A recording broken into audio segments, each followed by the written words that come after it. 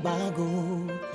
Dahil sa ito ay kinakailangan tayo na magtulong-tulong, napaunlarin ang mahal nating bayan.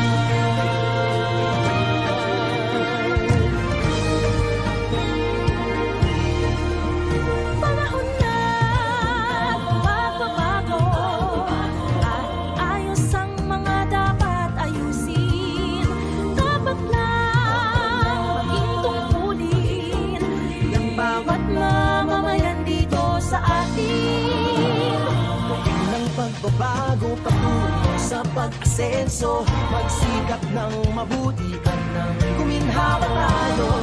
Pagmalaki natin sa mundo at ipamalas ang bagong